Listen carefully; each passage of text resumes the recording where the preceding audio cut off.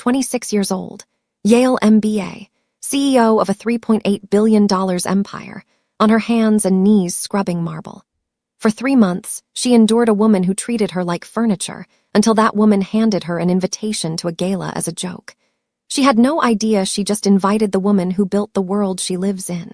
And she had no idea that the maid on her floor wasn't there for a job. She was there for a ghost. Halsey Davies pressed her palm flat against the cold marble of the Manyang Mansion's grand foyer, her reflection staring back at her from the gleaming stone, distorted, unrecognizable. That was the point. 26 years old, Yale MBA, CEO of Davies Global Industries, net worth $3.8 billion, dressed in polyester. You left a streak. Karen Manyang's voice arrived the way bad weather does, before you see it coming. She was already moving past, heels clicking a rhythm that had never once adjusted for anyone else in the room. Phone raised, laughing at something. Halsey didn't exist except as an obstacle to step around. Then Karen stopped. She turned back with the specific smile of someone who has just thought of something they will enjoy at another person's expense. Actually, I'm hosting a charity gala Saturday. Black tie, very curated. She tilted her head the way a cat tilts its head before it bats something off a shelf. You should come. Halsey looked up slowly. Wear something nice. Karen's smile widened. It'll be precious watching you try to blend in with real people. The laughter from the doorway was immediate. 3 of Karen's friends arranged like a still life of entitlement. Designer clutches, fresh manicures, the particular amusement of women who have never once had to wonder whether they belonged somewhere. Halsey said nothing. She returned to the floor. Her hands were steady. Her jaw was still. But behind her eyes, she was already on the phone to Milan. Not the Valentino. The custom piece she'd commissioned 14 months ago, purple silk, floor length, engineered at the shoulder for a room that needed to go quiet the moment she entered. And Deborah's diamonds, the ones locked in a vault in Manhattan that her niece had never gotten the chance to wear. Let's see who's laughing when I walk through those doors. 3 months earlier, Halsey had arrived at the Manyang service entrance in a uniform she'd sourced from a discount shop 4 neighborhoods away.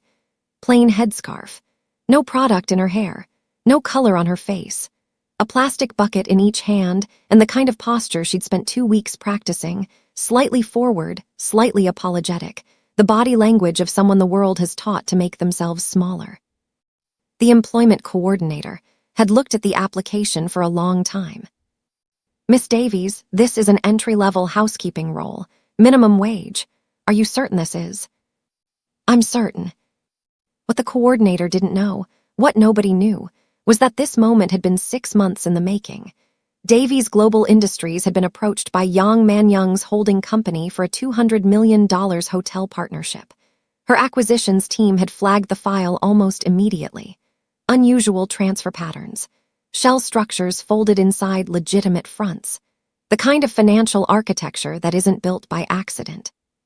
She could have sent lawyers. She could have deployed her full investigative unit, let them dismantle the thing from a conference room in New York while she flew to her next deal. Clean, safe, sensible. She didn't, because the $200 million was never why she was here. 3 years ago, Halsey's niece Deborah had taken a housekeeping position in this mansion. 22 years old, methodical, disciplined, quietly brilliant, working to fund the last year of a degree she'd refused to let Halsey pay for. She called every Sunday at 7 in the evening, no exceptions, had done it since she was 15. Then one Sunday, 7 o'clock came and went. Then 8, then Monday, then the week collapsed into silence. The detective assigned to the case had slid a folder across a desk with the practiced ease of someone who had done it too many times. Voluntary departure, Miss Davies. Young women in domestic placements move on without notice more often than you'd think. No evidence of foul play. He'd said it the way people say things they've decided not to examine too closely. Halsey had looked at the folder, then at him. Then she'd walked out of that office and spent the next 3 years building a case that law enforcement had decided wasn't one. She traced every employment record from this household. She'd interviewed 6 former staff members, all of whom had left within 4 months of Deborah's disappearance, all of whom described an atmosphere in the manner that nobody wanted to name directly. She'd reconstructed the last 72 hours of Deborah's movements using transit data, a receipt from a pharmacy 2 blocks away, and a text message sent at 11:47 p.m. on a Thursday that read simply, "I found something. I'll explain Sunday." Sunday never came. This house was where the trail ended, so this was where Halsey needed to be. 3 months inside the Man-Young household had given her the floor plan of the operation in both senses. Young Man-Young's legitimate hotel network was a careful, sophisticated construction, profitable enough on its own to make the other machinery harder to see. He was disciplined with his staff, demanding but fair in a way that drew loyalty, which made him, paradoxically, harder to investigate than someone who left wreckage behind. Karen was the opposite of disciplined. Karen operated on impulse and hierarchy and the intoxicating certainty that consequence was something that happened to other people. She didn't manage the household staff so much as move through them, demanding, dismissing, occasionally weaponizing them against each other when the afternoon grew dull. She had never once learned Halsey's name. In 3 months, Halsey had been you, girl, the new one, the tall one. Never a name. She kept the name Deborah in a different part of her mind from Karen. She couldn't afford to let them meet there, not yet. The grief and the rage lived in a locked room inside her, and she visited it only at night, in the narrow bed of the staff quarters, when the house went quiet and she could finally stop performing. She'd found something the second week. In the staff bathroom, 3rd stall, lower left corner of the wooden partition, a name scratched into the paint in handwriting Halsey would have recognized across a crowded room. Deborah had been here, had sat in that exact stall and pressed something sharp against wood and left a record of herself the way people do when they're afraid of disappearing. Halsey had pressed her fingers against the letters and said nothing for a long time. A missing girl's name scratched into the walls of this mansion, and nobody looked. Like this video if that makes your blood run cold. Comment where you're watching from and subscribe right now, because we are just getting started, and what's buried in this house goes deeper than anyone in Karen Man-Young's circle ever wanted you to know. That night, Halsey had gone back to her room, sat on the edge of the narrow mattress, and made 2 calls. The first was to her deputy CEO in New York. Keep the Man-Young partnership file open. Don't close anything. Don't signal hesitation. Business as usual. The second was to a private data analyst she'd used twice before. Pull every employee record tied to this property going back 5 years. Cross-reference departure dates with any incident reports filed at the local precinct. And find out who the head housekeeper was 3 years ago. I need to know if she's still in this building. She was. Mrs. No had been running the household for 11 years. She moved through the mansion with the authority of someone who had outlasted every version of the people who lived in it, and Halsey had spent 3 months watching her carefully. She was not Karen's ally. She was not young Man-Young's informant. She was simply a woman who had witnessed too much and chosen, for reasons of survival, to keep her own counsel. Halsey recognized that particular calculation. She'd watched her mother make it for years. She was buffing the brass rail on the east staircase at 8:45 when she smelled it, industrial disinfectant, and something underneath it.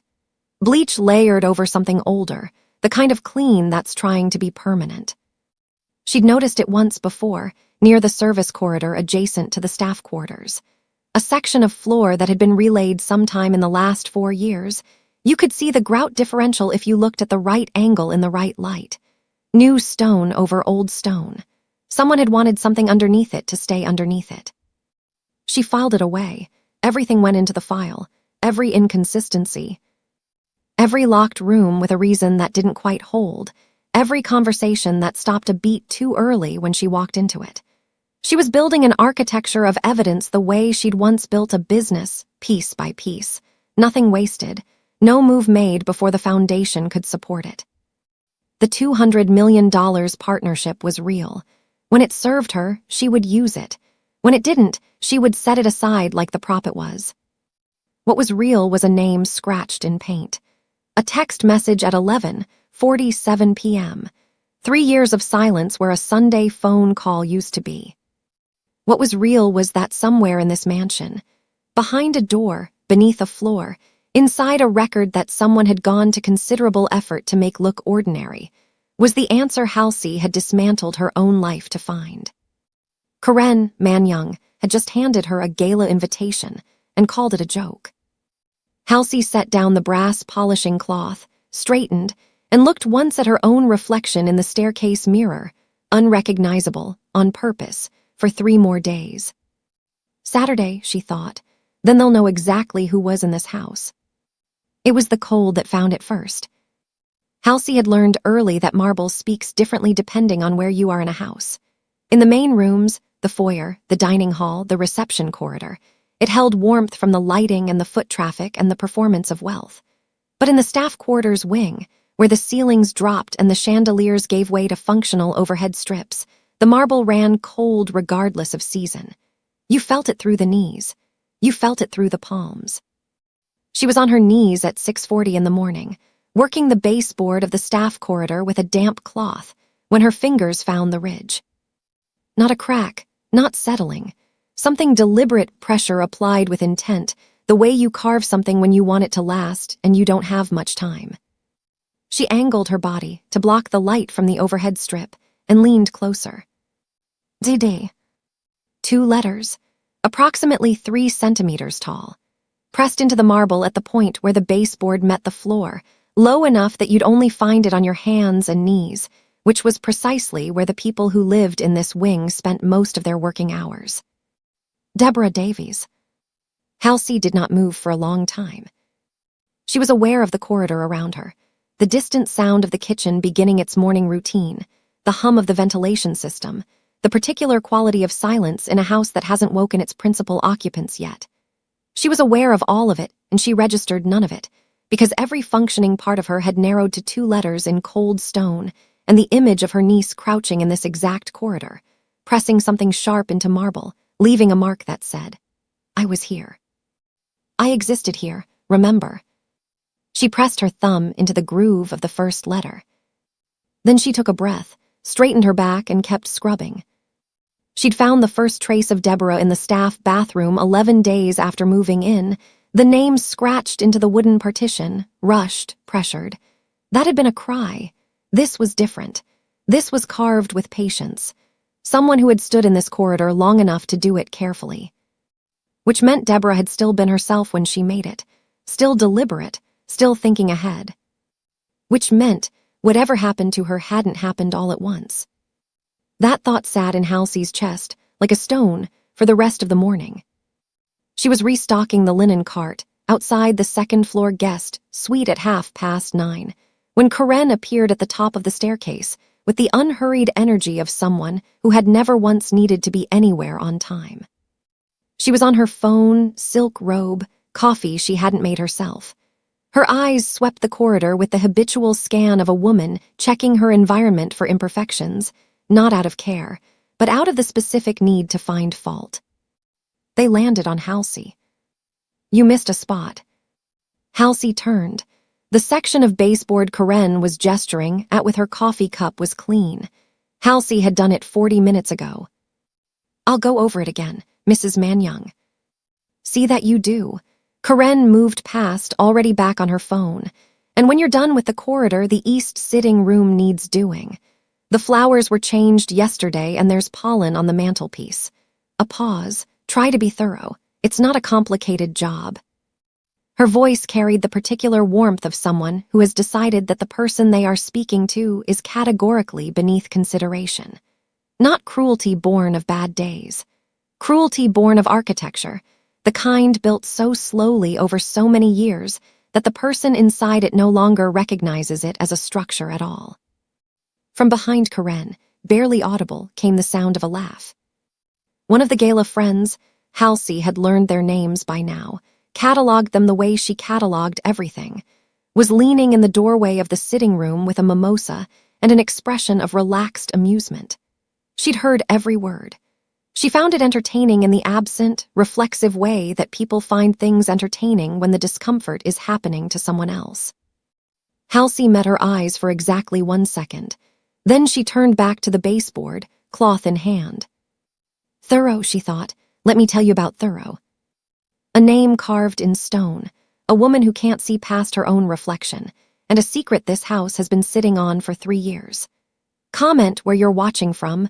People are losing their minds over this story from Johannesburg to Jakarta, and I need to know where you are. Like this video and subscribe right now, because the thing Halsey is about to find is the reason this whole investigation changes direction. Mrs. No found her in the supply closet at 11. Not by accident. Halsey had learned the rhythms of this household well enough to know that Mrs. No's supply closet check was the one moment in the morning where the head housekeeper was reliably alone and reliably unobserved. She'd positioned herself there on purpose, reorganizing shelf stock she'd already organized, waiting. Mrs. No stepped in, saw her, and closed the door behind her. Neither of them said anything immediately. Mrs. No began checking inventory with the focus of someone giving herself a reason to be in the room, her pen moving down a clipboard. You found something this morning, Mrs. No said, not a question. In the staff corridor, the baseboard. The pen stopped moving. I wondered, Mrs. No said quietly, when someone would find that. The air in the closet tightened. Halsey kept her voice level. You knew it was there.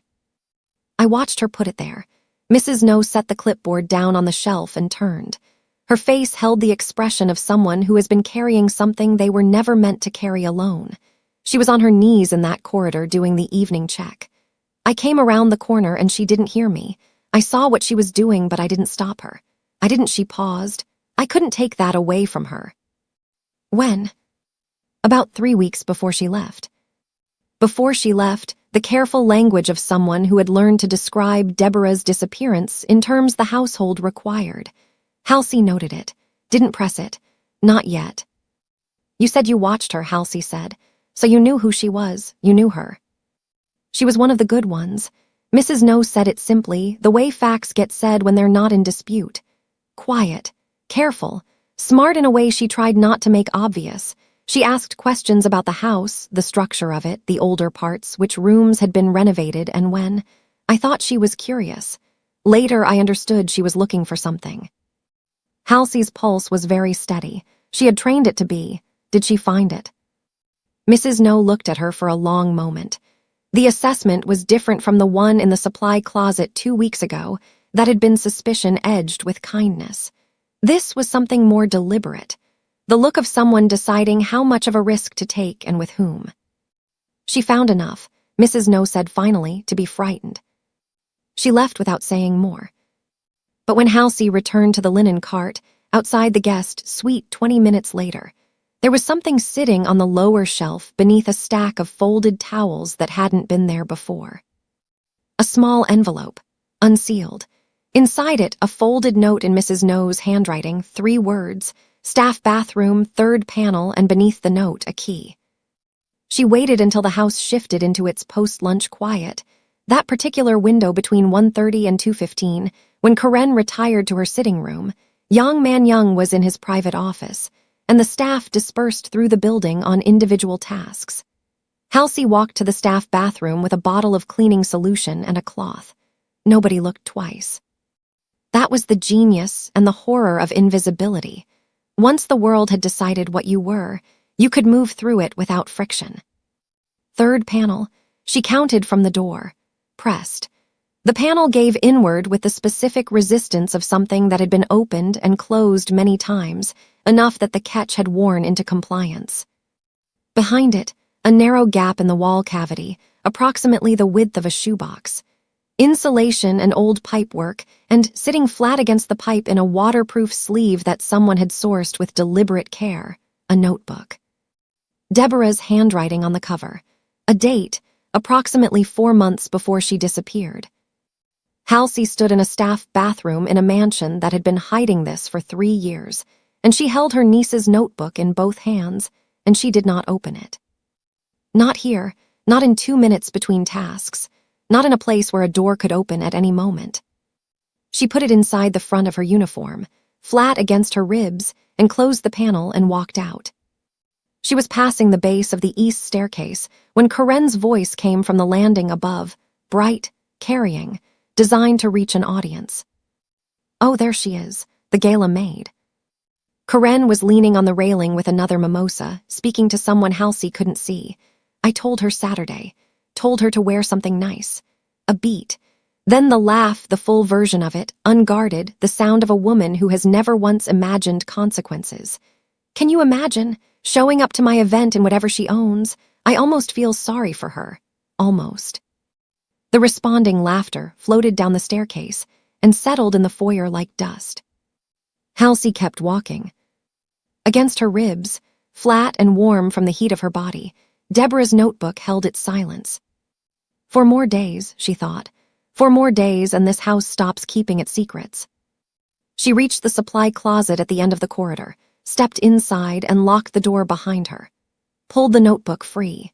Looked at the cover for a moment, the date, the handwriting, the fact of it, the impossible ordinary fact that her niece had held this exact object and written in it and hidden it and then vanished, and the notebook had stayed, patient and waiting for 3 years.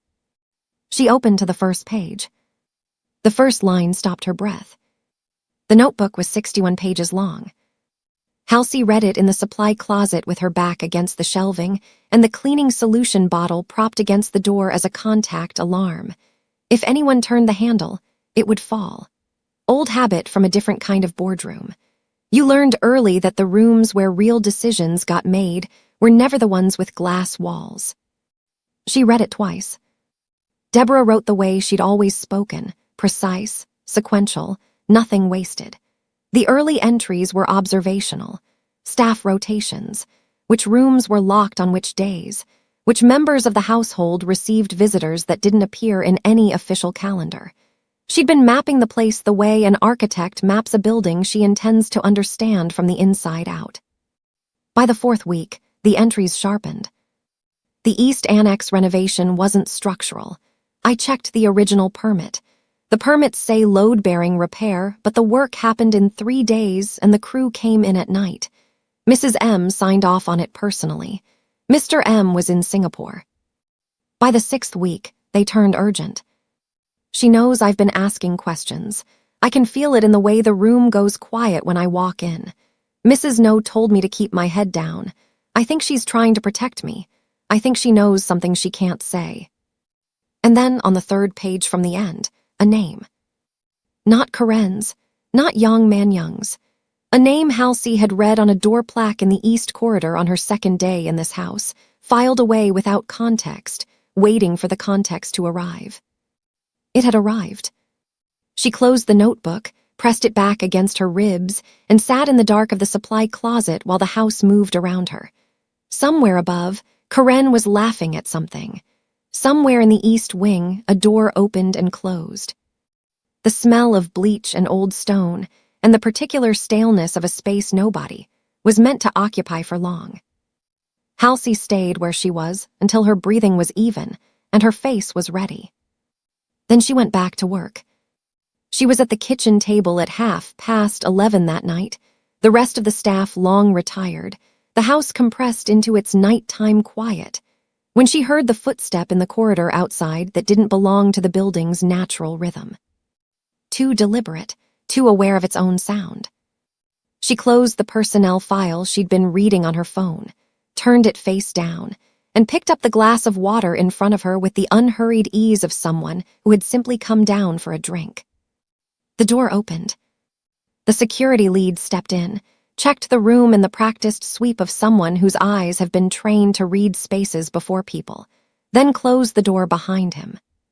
He looked at the glass of water, then at her, then at the phone face down on the table. "You're not a maid," he said. It wasn't an accusation. It was the tone of a conclusion someone has been sitting with long enough that saying it out loud is more relief than revelation. Halsey said nothing. He pulled out the chair across from her and sat with the unhurried certainty of a man who had decided something before he walked through the door. Broad through the shoulder, the kind of still that came from years of learning that controlled presence communicated more than movement. 15 years in close protection work, he said.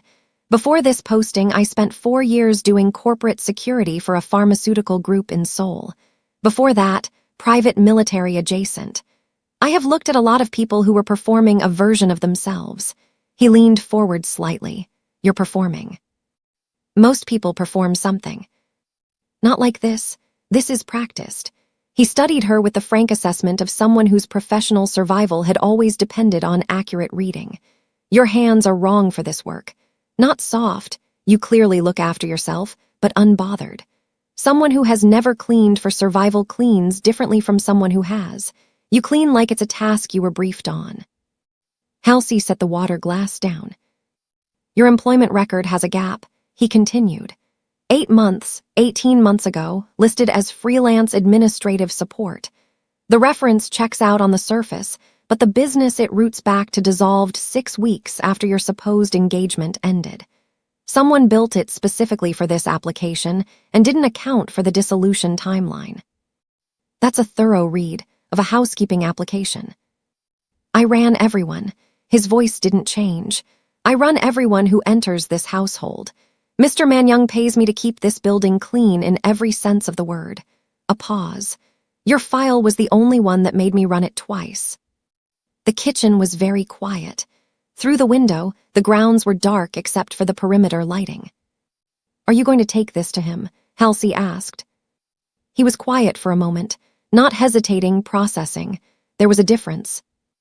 I came to you first, he said. That should tell you something. A 15-year veteran who has been living with a wrong call for 3 years just sat down across from the one person in this house who came looking for the truth. Comment where you're watching from right now. This story has people in Seoul, in Lagos, in London, absolutely refusing to put their phones down. Like this video and subscribe, because what he tells her next is the piece of the puzzle that changes everything. Who are you? He asked. Someone conducting a private investigation. Into the business side or the household side. She looked at him directly. He was going to be useful or he was going to be a problem, and she'd been reading people across negotiating tables since she was 22 years old. She watched his face and she made a decision. Both, she said, but the business side is a cover. Something moved behind his eyes, not surprise, the specific expression of someone whose suspicion has just been confirmed. The girl, he said, 3 years ago. Her name was Deborah. He absorbed the past tense without correcting it. That told her something. She was my niece. The silence that followed had a different quality from the silences before it. He sat back in his chair and looked at the table for a moment, and the 15-year veteran's stillness broke just slightly, not much, but enough. The way a well-built structure shows stress before it shows damage. I was on shift the night she left, he said. I know. He looked up. How? Employment records, shift logs. I've been reconstructing that night for 18 months. She kept her voice even. I know you filed the report you were instructed to file. I know it didn't match what you saw. He was quiet for a long time, the kind of quiet that has weight to it. She didn't leave, he said finally, not the way it was written up. I saw her in the East Corridor at 2200 hours. She was moving fast, the way people move when they've decided something but they're still afraid. She had a bag. He stopped. She saw me. She stopped. She looked at me like she was deciding whether to say something. Did she? Said, tell someone I was here. Those exact words. His jaw tightened. I didn't understand what she meant until 40 minutes later when Mrs. Manyang came to me directly, not through the normal chain directly, and told me that the new staff member had left the property of her own volition and had in fact been let go for conduct issues earlier that evening.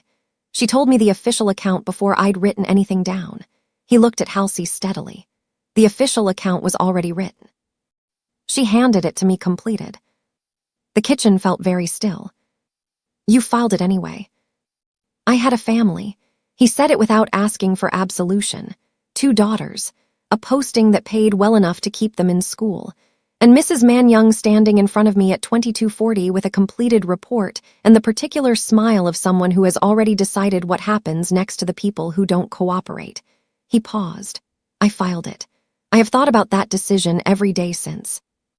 Halsey looked at him. She had spent 3 years imagining this conversation, the person in this house who had seen something, who had been made to swallow it, who had been living in the space between what they knew and what they'd said. She had imagined anger. She had imagined blame.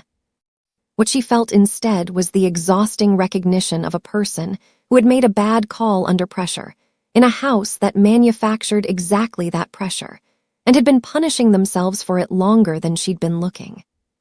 The footage, she said, from that corridor, 2,200 hours. Deleted. He held her gaze. I was told to delete it the following morning. I was watched while I did it. You watched while you did it. The smallest pause. I'm thorough, he said carefully in both directions. She felt the shift in the room before she understood it. You kept a copy. He didn't confirm it with words. He confirmed it with the way he didn't deny it, the deliberate stillness of a man who has been sitting on something for 3 years and has just decided that sitting on it is no longer the right call. I couldn't use it without explaining why I had it, he said, which would have ended the posting, which would have, he stopped. The reasons were real. They were also convenient. I know the difference. Where is it? Somewhere Mrs. Manyoung cannot reach it. He looked at her. I will give it to you on one condition. She waited. Whatever you're planning, you finish it. You don't use that footage to negotiate or leverage or make a deal that leaves Karen Manyoung standing. His voice was level and entirely without theatrics. That girl told me to tell someone she was there. I told no one. I owe her a full account, not a partial one. Halsey held his gaze for a long moment. I'm not here to negotiate, she said. I'm here to drag every last thing this house is hiding into a room full of cameras and say her name out loud. He studied her. Then he nodded. Once, definitive, the way decisions get made when they've already been made, and the conversation was simply the confirmation. Then we have an arrangement. He stood, pushed the chair back, moved toward the door, stopped with his hand on the frame. The gala, he said, without turning around. She invited you to humiliate you. I know. You're going. I'm going. He was quiet for a moment. When he turned back, there was something in his expression that was not quite a smile, but lived in the same neighborhood. I'll make sure the building's internal cameras are fully operational on Saturday, he said. Every angle, full resolution, nothing on a deletion schedule. He left. Halsey sat alone in the kitchen with the notebook against her ribs and a name on the 3rd page that connected a locked corridor to a forged report to a completed account handed over before anyone had time to question it. 4 days until the gala. 4 days until the room went quiet. Against the window, the perimeter lights held their cold, indifferent line, and somewhere in the East Annex, something that had been buried under new stone for 3 years waited in the dark to be found. She didn't sleep. That wasn't unusual. Since Deborah disappeared, Halsey's relationship with sleep had become functional at best, a negotiation between exhaustion and the particular vigilance of a mind that had trained itself to stay alert for the thing it had missed the first time. She'd learned to operate on 5 hours. She'd learned that the hours between 2 and 4 in the morning, when the body wanted to surrender and the mind refused, were often the most clarifying. She sat on the narrow bed in the staff quarters with the notebook open across her knees and a pen in her hand, cross-referencing Deborah's entries against the timeline she'd been building for 18 months. The name on the 3rd page, the one that had stopped her breath in the supply closet, connected 3 things she'd cataloged separately and never managed to link. A locked room. A renovation with permits that didn't match their stated purpose. A staff departure, 6 weeks after Deborah's, recorded as voluntary, referenced in the household log in Karen's handwriting rather than Mrs. No's. 3 separate threads, one name holding them together. She was writing when she heard the footstep in the corridor outside. Not the security lead's deliberate tread, not Mrs. No's economical movement. This was unhurried, unperformed, the walk of someone in their own home at an hour when they expected to be alone in it. She closed the notebook, slid it beneath the mattress in a single practiced motion, and was sitting with nothing in her hands but the pen when the knock came. Quiet, 2 beats, The knock of someone who wasn't certain they should be knocking. She opened the door. Yang Man stood in the corridor in a dark sweater and no jacket, a glass of water in one hand, looking, for the first time since she'd been in this house, like a person rather than a position. He was taller than the photograph suggested. Stiller, too. The public-facing version of Yang Man was constructed for rooms, the measured authority of someone who understood that how you occupied space determined how people responded to you before you spoke. Here, at 2 a.m. in the staff wing of his own house, the construction was absent. What remained was a man somewhere in his mid-40s who had clearly not been sleeping either. He looked at the pen in her hand, at the light on behind her. "I saw the light under the door," he said. "I walk at night sometimes. Old habit." "So do I." A pause. Neither of them moved. He wasn't threatening. There was nothing in his bearing that suggested this was anything other than what it appeared to be.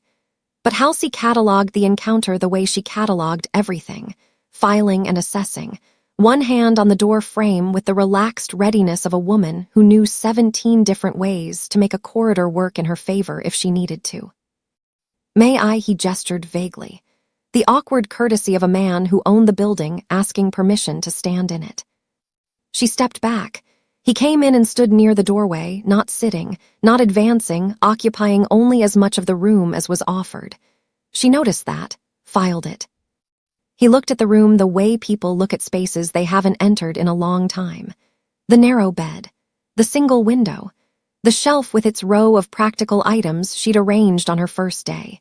His face held something that wasn't quite guilt and wasn't quite discomfort, the specific expression of someone confronting the gap between what they've told themselves and what they're actually seeing. "These rooms," he said, "haven't changed in 20 years. They're functional. They're inadequate." He said it plainly, without the performance of remorse. "I know what they are." She said nothing. "Do you take tea?" he asked. "I was making some. The kitchen is," he stopped. "You know where the kitchen is." She did. She'd scrubbed its floors 4 times. They sat at the kitchen table, the same table where she'd met with the security lead 3 hours earlier, and the house held its deep night silence around them while the kettle worked. He made the tea himself, which she noted. He knew where everything was, which meant he came here alone often enough to be familiar with a kitchen his staff operated. He set a cup in front of her and sat across from her and looked at the table for a moment before he looked at her. "How long have you worked here?" he asked. 3 months. "Do you find the work?" He searched for the word. "Manageable." The question was careful, in a way that suggested it was pointing at something it wasn't saying directly. She looked at him. "The work is straightforward," she said. "The environment varies." His jaw shifted slightly. "My wife." She didn't confirm or deflect. She waited. "I am aware," he said, "of how my wife treats the people in this household." He wrapped both hands around his cup. "I have conversations about it that do not produce results. I tell myself the conversations are happening. I suspect they are not effective ones." The honesty was unexpectedly direct. She recalibrated. "Why are you telling me this?" "Because you're awake at 2 a.m. with a pen in your hand and a light on," he said. "And in 20 years of running households and operations and organizations, I have learned to recognize the specific alertness of someone who is here for a reason other than the stated one." The kitchen was very still. "What do you think my reason is?" she asked. He looked at her steadily. "I don't know. That's why I knocked." A mafia boss who walks the corridors alone at 2 a.m, who makes his own tea, who says out loud what most men in his position would never admit. And he's sitting across from the one woman in this house who is carrying evidence that could dismantle everything he's built. Comment where you're watching from right now. And if you haven't subscribed yet, do it now, because what he says next is the last thing she expected to hear in this kitchen. He was quiet for a moment. Then, there was a girl, a member of staff, 3 years ago.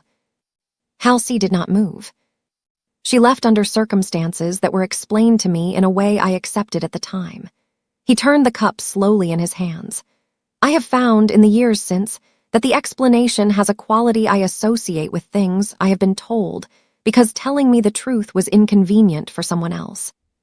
She studied his face. He wasn't performing confession. He wasn't managing her. He was doing the thing people do when they've been living with something long enough that it has started to cost them in ways they can't continue to absorb. "What quality?" she asked. "It resolves too cleanly." He looked up. "In my experience, the truth leaves edges. It has details that don't serve the story but exist anyway because that's the nature of real events. What I was told had no edges. Every question I asked landed on a surface that had been prepared for it." A pause.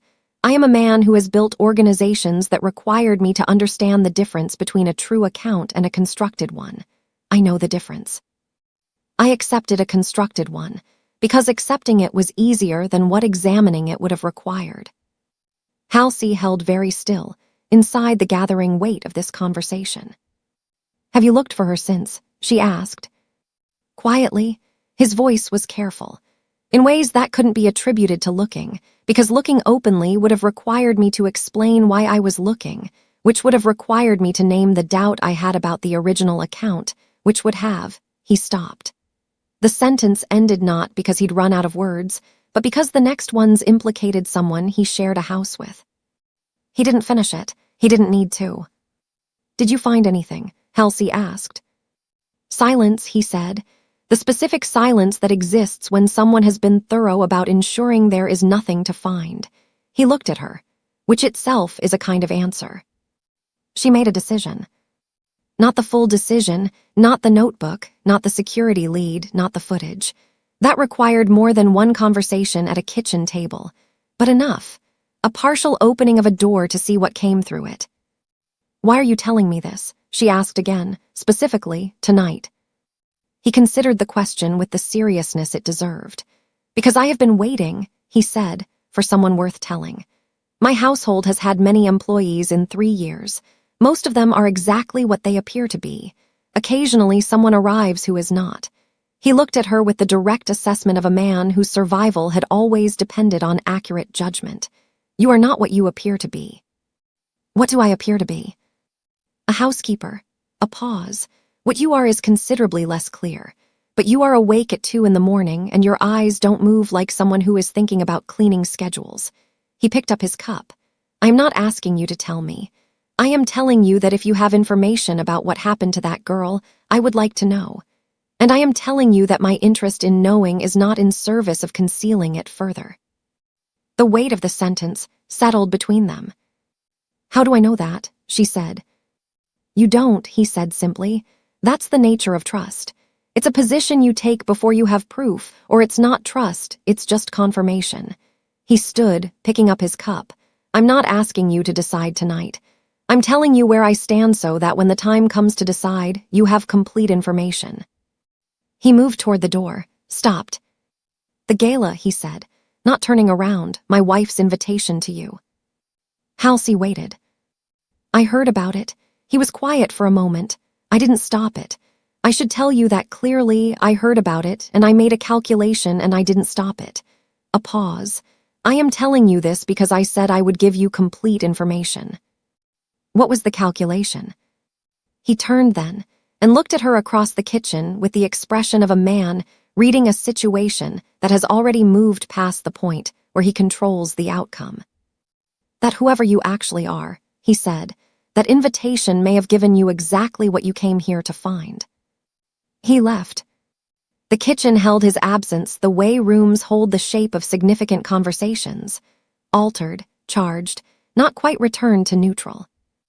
Halsey sat with her tea going cold, and the name from Deborah's notebook sitting at the front of her mind, and the particular sensation of a game that had just become considerably more complex. Yang Man-young was either the most useful ally in this house, or the most dangerous variable she had failed to account for. She didn't know which. She knew that not knowing was now the most important problem she had. She was still sitting there when her phone, face down on the table, vibrated once. A message from her deputy CEO in New York, time-stamped 2:47 in the morning. Someone just ran a full background check on a housekeeping employee at the Man-young residence. The query routed through a private firm Karen Man-young has used before. "They're looking for you, Halsey. Whatever you're planning, you have less time than you thought." The message, sat on her screen for 11 seconds before she responded. How deep did they get? Her deputy's reply came back in under a minute. Surface only. Employment history, residential address, the agency application, the identity held. But they're not done. The firm she's using does multi-phase polls. Phase 2 will go wider. Social, financial, cross-referencing. Timeline. 48 hours, maybe less if they expedite. Halsey set the phone down and looked at the kitchen window. The perimeter lights held their cold line across the grounds. Somewhere in the East Annex, the building held its secrets in new stone. Somewhere in this house, Karen Manyoung had made a phone call tonight that changed the geometry of everything Halsey had spent 3 months constructing. The gala was in 4 days. She had built this infiltration on the assumption of a controlled reveal, a moment of her choosing, on terrain she had prepared, with every piece of evidence in its correct position before she moved. That architecture now had a clock attached to it that she hadn't put there. She picked up the phone again. Tell no one, she typed. Keep the Manyoung file exactly as it is, and call Renata. I need the gown in Seoul by Friday morning. She put the phone in her pocket and went back to the staff quarters and lay down on the narrow bed without undressing and looked at the ceiling and began to rebuild the plan from the foundation up. Because that was what you did when the ground shifted. You didn't mourn the previous architecture. You assessed what was still standing and you built faster. Morning arrived the way mornings did in the Manyoung mansion, announced by the kitchen staff before 6, the building assembling itself into its daytime performance by increments. Halsey was already in the east corridor with a cloth and a cart when Mrs. No appeared at the end of the hallway at 6:40, which was 12 minutes earlier than her usual round. Mrs. No looked at her. Then she looked at the corridor in both directions. Then she reached into the deep front pocket of her uniform and produced a small object and held it out without preamble, the way people hand over things they've been deciding whether to hand over for a very long time. A locket, silver oval. The clasp worn smooth with handling. On the back, engraved in the unpracticed cursive of someone who'd done it themselves, DD. Halsey took it, opened it. Inside, on the left, a photograph so small it required close focus. A woman Halsey recognized as her own mother, Deborah's grandmother, taken sometime in the early 90s. On the right, a folded slip of paper pressed flat, the size of a fortune from a fortune cookie. She unfolded it. 4 numbers, a date, and 3 words in Deborah's handwriting, East Annex below. Mrs. No was watching her face. She gave it to me the week before she left, she said quietly. She said, if anything happens, give this to someone who comes looking. I told her nothing was going to happen. A pause waited with 3 years of having been wrong. She said, I know, but if it does. Halsey closed the locket in her palm. Why didn't you? Who would I have given it to? Mrs. No's voice was not defensive. It was the question of a woman who had asked it of herself many times and arrived at the same answer. The police came and went in 2 hours. Her file was already closed. The people with authority in this household are not the people you bring evidence to. She looked at Halsey steadily. I was waiting for someone who came looking. It took 3 years, but you came. She turned the locket over in her hands for the rest of the morning while she worked. The 4 numbers corresponded to a date 14 days before Deborah disappeared. The date corresponded to something in the notebook, a specific entry, an observation about the East Annex renovation, a detail Halsey had cross-referenced and parked without understanding its full weight. Below, the floor, the new stone over old stone, the smell of bleach trying to be permanent. She needed to access the East Annex without being observed, which meant she needed a reason to be there, which meant she needed to manufacture one with enough institutional logic that it wouldn't be questioned. She spent the rest of the morning working out the mechanism while she polished surfaces that were already polished and reorganized linen that was already organized. And by the time Karen appeared at 11:30 in the main reception room with 2 of her gala friends and a seating chart spread across the coffee table, Halsey had the mechanism and the timing and the contingency, and she was ready. What she was not ready for was Karen calling her name. Not you or girl or the tall one. Her name, the name on the application. Halsey. She stopped in the doorway. Karen was looking at her with the particular bright attention of someone who had recently acquired new information and was deciding how to use it as a social instrument before committing to a larger use. Her friends had the secondary alertness of an audience that senses entertainment approaching. Come here. She crossed the room and stood at the appropriate distance, close enough to be addressed, far enough to be furniture. She'd calibrated that distance in the first week. Karen looked her up and down with the slow assessment of a woman conducting an appraisal she had already decided the outcome of. The gala, she said. Saturday, you're coming. Mrs. Manyang. I'm not asking. The smile arrived. The specific one silk and slow and slightly too wide. I've decided it would be wonderful to have some of the household staff present. Community spirit. Everyone has their place in a room, don't they? She glanced at her friends. We're doing assigned seating. I'll make sure yours is. She paused with the pleasure of someone selecting the precise point of a blade, visible. The friends absorbed this with the low, appreciative sounds of people who understood the subtext without needing it explained. Wear something appropriate. Karen returned to the seating chart. Nothing that embarrasses you. Although a light laugh, I imagine your options are limited, so we'll manage expectations accordingly. Halsey stood in the middle of the room and said, Yes, Mrs. Manyang. And then she went back to the corridor, and she stood next to her cart for exactly 4 seconds, and then she took her phone from her pocket and made 2 calls. The first was to Renata. Renata Osai had been Davies Global's creative director for 6 years and Halsey's closest working relationship for 8, and she answered on the second ring the way she always answered. Already thinking, already moving, the particular pitch of someone who had learned that when Halsey called outside business hours, it required full attention immediately. The purple piece, Halsey said. The custom commission from last February. Where is it? Storage, Milan. Why? I need it in Seoul by Friday morning. Full presentation condition, and I need the Cartier set. The full suite, the pieces from the Deborah collection. A silence on the line that understood its own weight. Halsey. I know. Are you sure you want to use those pieces for? She should have worn them. Her voice was even. She's going to, just not the way either of us planned. Renata was quiet for a moment. I'll have it there by Thursday night. What else? A team, hair, makeup, styling, people who know how to build an entrance, not just dress one.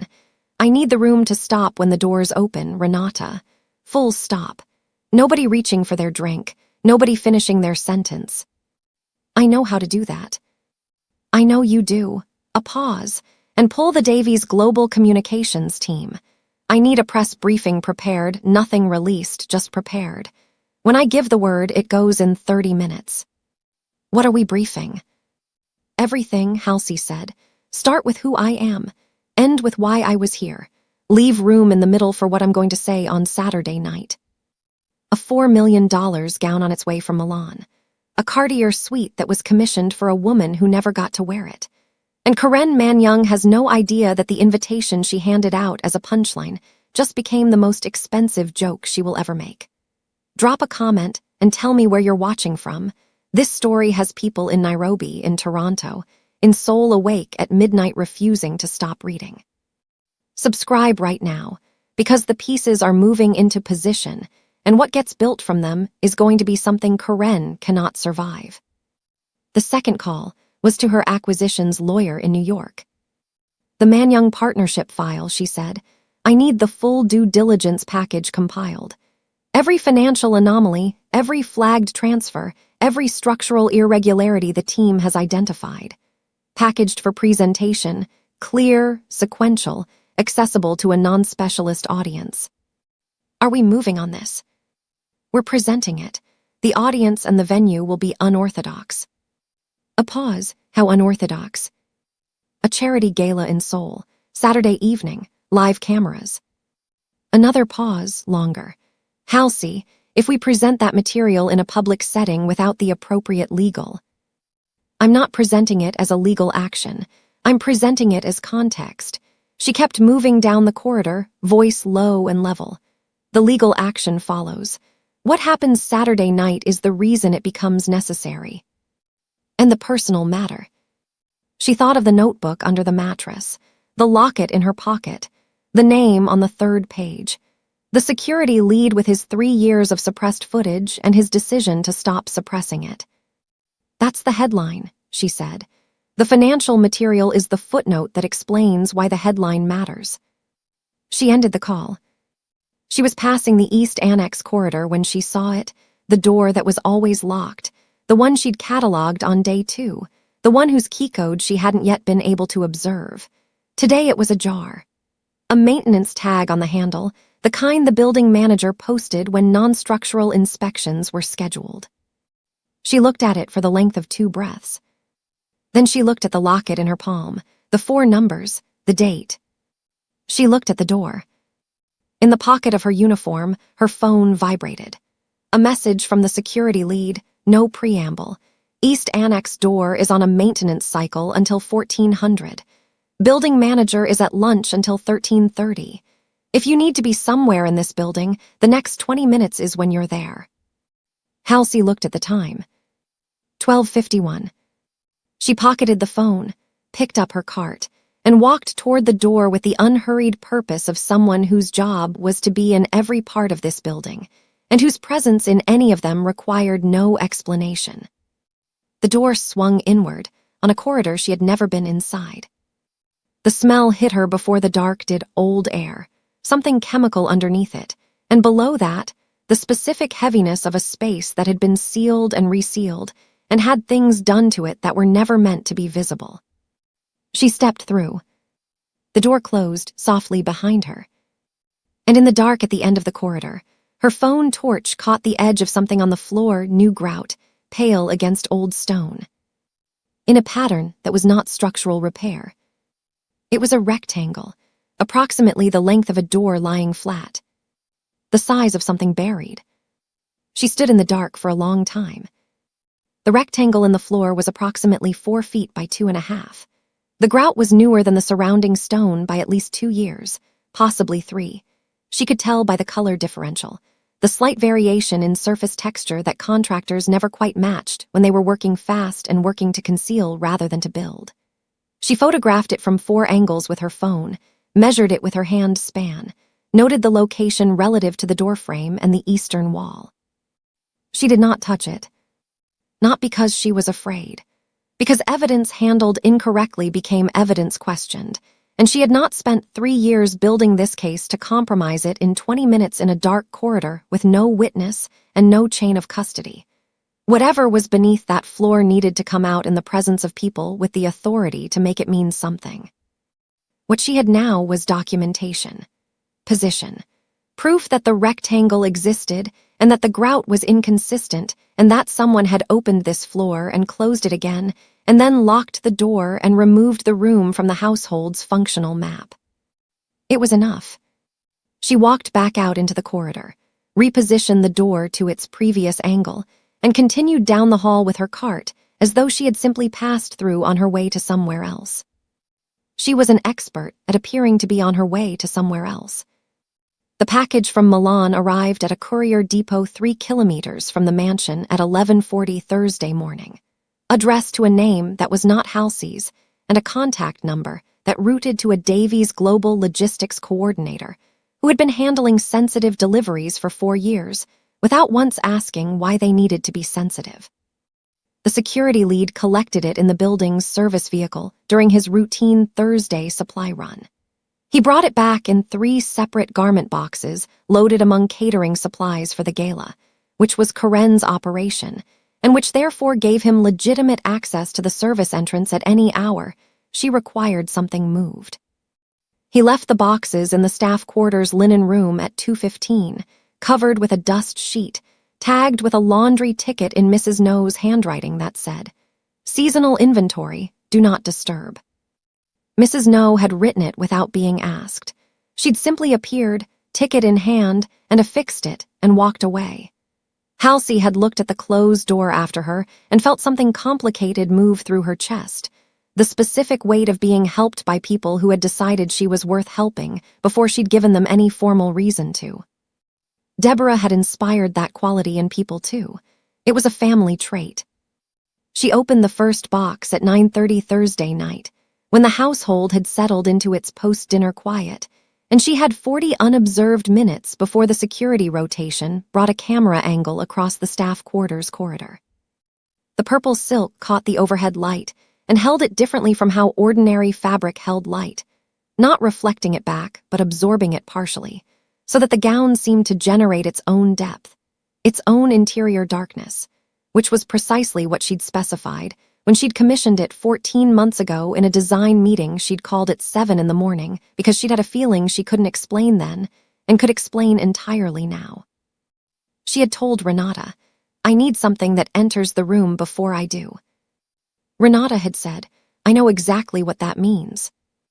The result was structured at the shoulder with the clean geometric authority of architecture rather than fashion, not decorative, not soft, not designed to invite anyone to come closer. Designed to make the room reorganize itself around a new center of gravity the moment it appeared. Floor length, a train that moved like water and settled like a statement. The kind of garment that didn't ask the room's opinion. She lifted it from the tissue and held it at arm's length and looked at it in the flat staff quarters light. And for a moment, just one, she let herself feel what it meant. Not the strategy, not the platform, not the $4 million price point that Karen Manyang was going to learn about in approximately 36 hours. The fact that Deborah had never gotten to wear something like this.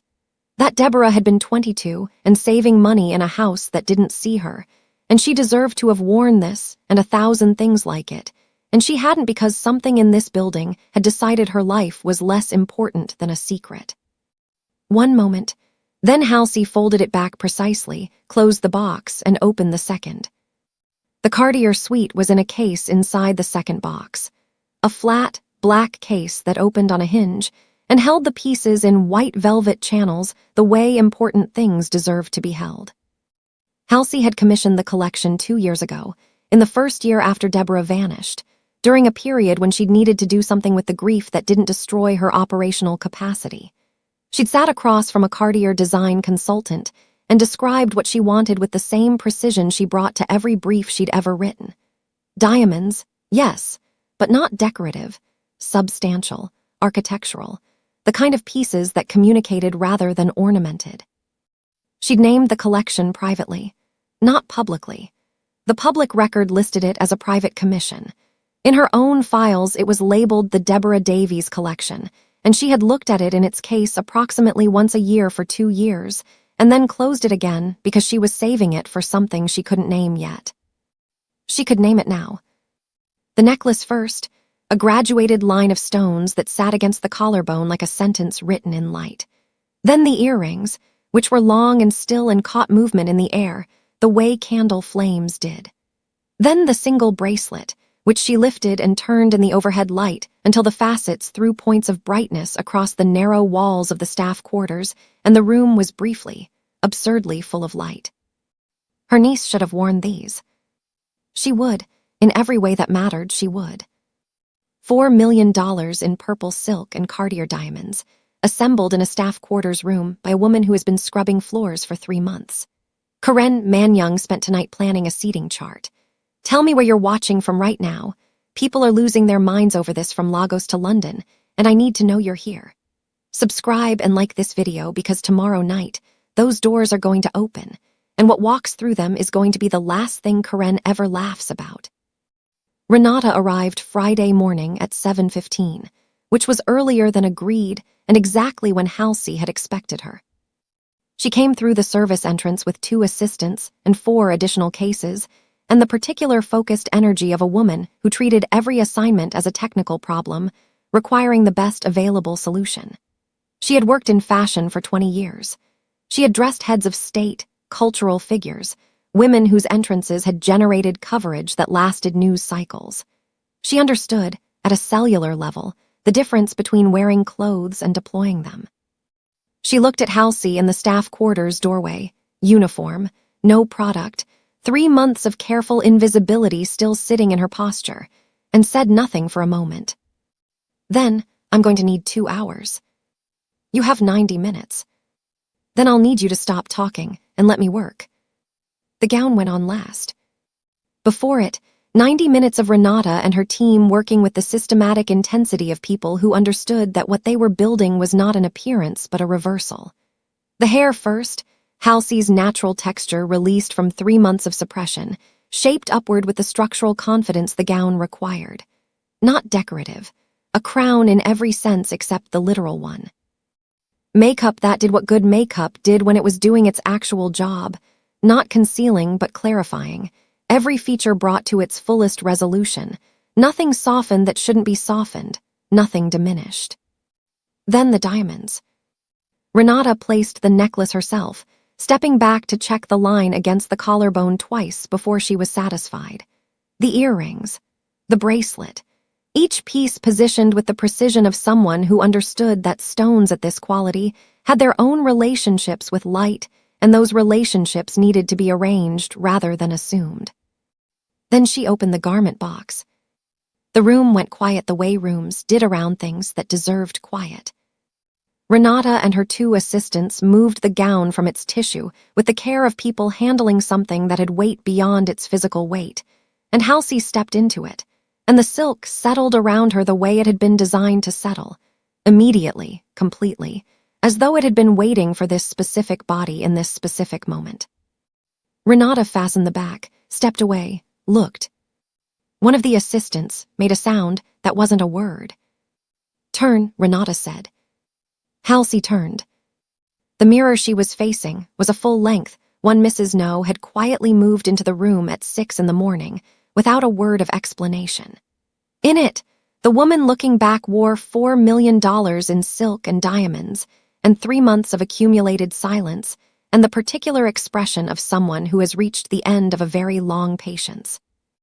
Not beautiful in the way fashion magazines deployed the word, something more precise than that.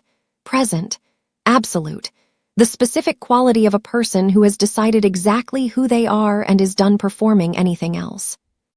Donatella's team wanted to send flowers when they heard the commission was being activated, Renata said quietly. "I told them you didn't need flowers. I told them you needed the room." "I need more than the room." "I know." Renata met her eyes in the mirror. "You need the moment when Karen Manyang looks at you and understands that every single day you were in her house, you were the most powerful person in it." She paused. "That's what this is built to deliver." At 4 in the afternoon, with 3 hours before the gala cars arrived, the security lead knocked twice on the linen room door. Halsey answered in the uniform she'd changed back into, the gown boxed, the diamonds cased, the woman in the mirror folded carefully away until the hour required her. He held out a drive, small, matte black the size of a thumb. "The footage," he said, 2200 hours, East Corridor, full resolution unedited with the original timestamp metadata intact so no one can argue the file was manipulated. He paused. "There's a second file. 40 minutes later, same corridor. I didn't include it in the report because I was told the incident was closed. I'm including it now." "What's on the second file?" He looked at her steadily. Karen Manyang, the East Annex corridor carrying something, a pause, not alone. The drive sat in her palm like the weight of 3 years, finally finding the correct resting place. "The name from Deborah's notebook," she said. "He's on the second file." It wasn't a question. He answered it anyway. "He's on the second file." She closed her hand around the drive. In 4 hours, the doors of the soiree grand ballroom would open. In 4 hours, Karen Manyang's charity gala would begin its seating, its champagne service, its careful choreography of wealth performing itself for an audience of people who believed they were the only ones in the room worth watching. In 4 hours, a woman in $4 million of purple silk would step out of a car and cross a marble floor, and the room would stop. And everything buried in this house, beneath its floors, inside its locked corridors, folded into notebooks hidden in wall cavities and names scratched into baseboards by a 22-year-old who had known she was running out of time, would stop being buried. 3 months of bleach and polyester, and performing invisible. Tonight, she would be the only thing anyone could see. The car that collected her was not the staff shuttle. The security lead had arranged it without being asked. A black sedan, private plates, a driver who had been told only the pickup address and the destination, and who did not speak on the 40-minute journey into the city. Halsey sat in the back with the garment bag across the seat beside her, and the Cartier case in her lap, and watched Seoul move past the window and thought about nothing, which was a discipline she had developed over years of high-stakes situations, and which meant, in practice, thinking about everything at the lowest possible frequency so that nothing spiked and nothing clouded, and she arrived at the threshold of the moment in a state of absolute clarity. Her phone had 17 messages. She read none of them. She thought about Deborah at 22, taking the bus to this neighborhood for the first time, looking up at the Manyang mansion from the street below. Deborah had texted her a photograph that day, just the building, no caption. Halsey had replied, impressive. Deborah had sent back a single word, temporary. She had meant the job. She had been right about that, in the end, just not in the way either of them had imagined. The soiree grand ballroom occupied the top 2 floors of a building whose address appeared in 3 separate society columns every time Karen Manyang booked it, which was twice a year more than the building deserved the attention. It was the kind of venue that charged for the associations as much as the square footage, marble columns, chandelier architecture, a staircase designed for a specific and singular purpose, which was the entrance. The car stopped at the base of those stairs at 8:47. 13 minutes after the event had started, late enough that the room was full and settled and conversational, the particular moment when collective attention is most available to be interrupted. Renata had calculated it. Halsey had approved it. The security lead was already inside. The driver opened the door. She stepped out. The silk moved the way it had been designed to move. Not with her, not behind her, but as a continuous extension of her, the train settling onto the stone steps with the unhurried authority of something that understood its own weight. The Cartier suite caught the exterior lighting of the building and held it in the particular way stones of that quality held light. Not a flash, but a sustained luminosity, as though the diamonds were generating their own quiet argument for attention. 2 photographers were stationed at the base of the stairs, Karen's event documentation, standard society coverage, the kind hired to capture guests arriving in order of social hierarchy. They had been photographing people for 40 minutes. They raised their cameras when the car door opened the way. They raised their cameras for everyone. They did not lower them again. One of them said something to the other that was not audible from where Halsey stood. The other one moved 2 steps to the left to get a wider angle, which was not standard coverage behavior, which meant the image had already told him something that overrode the formula. Halsey walked up the stairs. The doors at the top were the kind that required assistance to open, floor-to-ceiling, gilded, the performative weight of a venue that wanted arrival to feel like ceremony. A white-gloved attendant reached for the handle as she approached. He opened both. She walked through. The room did not go quiet immediately. It went quiet in a wave, the way sound died in large spaces when something entered that the room's acoustic instincts had not prepared for. It started at the door, the people nearest the entrance, whose peripheral vision caught the silk and the diamonds and the bearing before their conscious minds had processed any of it, and it moved inward through the crowd in a ripple that reached the far end of the ballroom in approximately 4 seconds. 4 seconds of progressive silence, spreading from the door like a tide going out. By the time it reached the back of the room, there were 300 people who had stopped mid-sentence, mid-sip, mid-laugh, not because anyone had told them to, and not because they had decided to, but because the room had decided for them. Because that was what happened when something entered a space and simply, comprehensively, rearranged its center of gravity.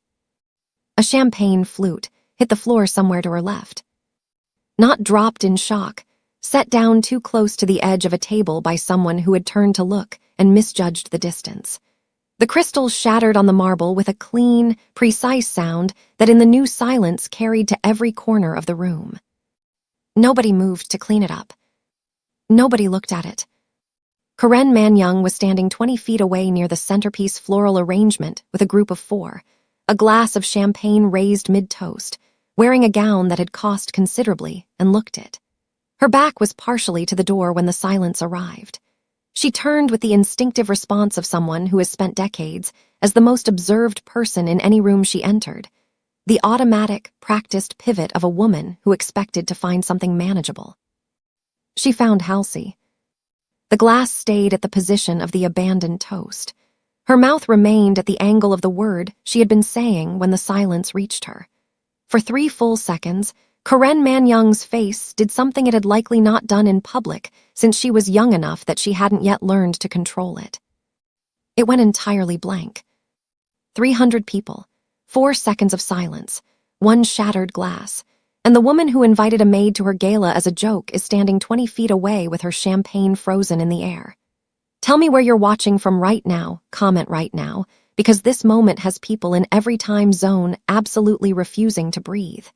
Subscribe and like this video, because what happens in the next 60 seconds is the reason this story exists. Halsey moved through the room. Not toward Karen, not yet. Through. The way you moved through a space when you understood that the space now belonged to you, and the movement itself was the first act of a reclamation. The crowd parted, not dramatically. The natural parting of people who registered, at some level below conscious decision-making, that the person moving through them occupied a different order of presence from the one they'd been prepared for. She was aware of the phones. They had appeared in hands throughout the room within the first 30 seconds, not raised for photography immediately, but held, the modern instinct of reaching for documentation when something is happening that you suspect you will want proof of later. She noted them without adjusting her pace or her expression. She had accounted for them. They were part of the structure. She stopped near the center of the room. A man she recognized from the financial dossier, a business associate of Yang Manyang's whose legitimate holdings intersected with the shell structures in 3 places, was standing to her right. He had been one of the people mid-sentence when she entered. He was looking at her with the specific expression of a man whose pattern recognition is working faster than his social reflexes. To her left, a woman in silver whose name appeared on 3 of Karen's charity boards had her phone raised now, not for a call. Ahead, near the dais where the evening's program would eventually be presented, a television camera. The event's documentary coverage, hired by Karen, aimed at a moment Karen had designed and was now watching arrive in a form she had not designed at all. Good, Halsey thought, that camera stays on. A woman approached her, one of Karen's inner circle, the one with the mimosa from the morning in the sitting room, wearing an expression that was attempting confidence and producing something closer to uncertainty. I'm sorry, I don't think we've. No, Halsey said pleasantly, we haven't. Are you she glanced at the gown, at the diamonds, at the architecture of the entrance, and the sentence restructured itself in real time. Are you a friend of Karen's? Karen invited me, Halsey said, personally. The woman processed this, I see, and you are. Halsey Davies. She said it the way you said things that required no elaboration. CEO of Davies Global Industries. The name moved through the immediate vicinity like a current through water, invisible, but felt. She watched it reach a man 3 feet away who worked in finance and whose eyes sharpened immediately. Watched it reach a woman beside him whose husband's company had a pending contract with Davies Global's Seoul division. Watched it reach, at the periphery of her vision, the place where Karen was standing. Karen's champagne lowered by 2 inches. Her phone vibrated. She glanced at it, Renata, from outside. Donatella's office just saw the street photographs from the base of the stairs. She says, tell her Valentino weeps and Milan sends its regards. She put the phone away. Across the room, she could see Yang Manyang now. He had entered from a side door, dressed with the understated precision of a man who did not need to announce himself in rooms, and he was standing near the eastern wall with a stillness that suggested he had been there long enough to have watched everything unfold from a fixed point. His expression was unreadable in the way that expressions were unreadable when the person wearing them had decided to observe rather than react. He had known, not the specifics, but he had known in the kitchen at 2 a.m. That Saturday would be different from what Karen had planned. He had told her as much. She held his gaze for a moment across the ballroom. He raised his glass approximately 1 centimeter, the smallest possible acknowledgement, the gesture of a man who had been waiting for missing pieces and was watching them walk through a door in purple silk. Karen arrived at her elbow.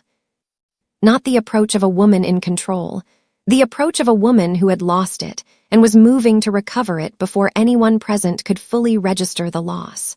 Her voice, when she found it, had the quality of something assembled quickly from parts that didn't quite align. "You look," she stopped. The sentence had no honest ending available to it, and Karen was not, in this moment, capable of dishonest ones. "How are you?" "You invited me," Halsey said. "I wore something nice, as instructed." Someone nearby made a sound, not quite a laugh, the pressurized version of one. Karen's eyes moved across the gown, the diamonds, the 140 people currently watching this exchange with phones raised and conversations suspended. The camera on the dais had rotated. It was pointed at them now. "Who are you?" Karen asked. The question came out smaller than she had intended. Halsey looked at her with the complete, unhurried attention of someone who had been waiting 3 months and 3 years for this particular moment. "I'm the woman who's been cleaning your floors," she said. "And I'm the woman who built the industry your wardrobe depends on. And I'm the woman whose niece walked into your house 3 years ago and didn't walk out." She paused. "Those are the same woman. I thought you should know that before the evening continues." The silence that followed was not the wave silence of her entrance. It was the silence of a room collectively understanding that the thing they were witnessing was not an entrance at all. It was a beginning. Karen's champagne glass tilted in her hand. A thin line of gold ran down the stem and caught the chandelier light on its way to the marble floor. She didn't notice. Her eyes were fixed on Halsey's face with the expression Halsey had seen once before, in the security lead's description of Karen in the East Corridor on the night Deborah disappeared. The expression of a woman who has spent 3 years in the controlled management of a secret and has just watched it arrive in the room wearing better diamonds than she owns. Not anger. Terror. The event coordinator was a small, efficient woman named Ms. Beek, who had been managing Karen Manyoung's charity galas for 4 consecutive years, and who had, in that time, developed the particular professional skill of anticipating Karen's needs before Karen articulated them, while simultaneously managing the 17 things Karen never thought to consider. She was good at her job. She had a timeline and a program, and a dais microphone that was scheduled to be activated at 9:15 for the welcome remarks.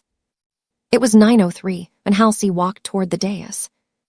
Ms. Beek moved to intercept her with the reflexive authority of someone whose job was to maintain the structure of an evening. Halsey looked at her once, not unkindly, not dismissively, simply with the complete and unambiguous clarity of someone who had made a decision that was not open to amendment, and Ms. Beek stopped. Later, she would not be able to explain precisely why she stopped. She would say only that the woman in the purple gown moved through the room as though the program had always included her, and the timeline had always led here, and something in that certainty made redirection feel not merely difficult but structurally wrong. She stepped aside. The dais was a low platform, 2 steps up, positioned at the head of the room where the evening's program would be delivered to the assembled 300. The microphone stand was already live, tested at 8, left active for the 9:15 remarks. A detail that had been organized by the venue, approved by Karen, and which had just become the most consequential piece of event logistics in the room. Halsey stepped up.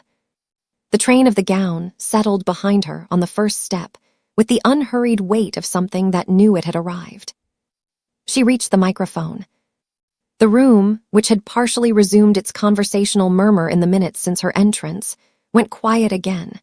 Not the wave silence of arrival this time, but the immediate, collective quiet of 300 people, simultaneously recognizing that something was about to happen that they had not been invited to watch, but were going to watch anyway. The television camera found her in under 4 seconds. She let the silence hold for a moment, not for effect, because what she was about to say required the room to be fully present for it, and rooms, like people, needed a beat to arrive. Then she spoke. "My name is Halsey Davies. I'm the CEO of Davies Global Industries, which is a $3.8 billion fashion and luxury holdings group, and the reason most of the labels in this room tonight exist at the scale they do." She said it without performance, the way you stated coordinates before beginning navigation. "I've been a guest in this building before. You didn't know that. Most of you have also been guests in buildings whose staff you didn't know, whose names you didn't learn, whose presence you registered as function rather than personhood. I have spent 3 months being that function in the Man-Young household. I want to tell you what that costs." The room was absolutely still. "There is a category of person that certain households create," she continued, "not by policy, by practice, by the daily accumulation of small decisions, not learning a name, not acknowledging an entrance, speaking about someone in the third person while they're standing in front of you, by treating a human being as furniture. Furniture doesn't have a past. It doesn't have a family. It doesn't have a niece who called every Sunday at 7 in the evening for 6 years." A sound moved through the crowd, not a word, the collective intake that preceded understanding. My niece's name was Deborah Davies. She was 22 years old and she worked in the Man-Young household as a housekeeper for 11 weeks. 3 years ago, she sent me a text message at 11:47 on a Thursday evening that said, "I found something. I'll explain Sunday." Her voice was level, entirely controlled. The control itself was the most devastating thing in the room. Sunday didn't come, not for me. 300 people standing in silence. A live camera.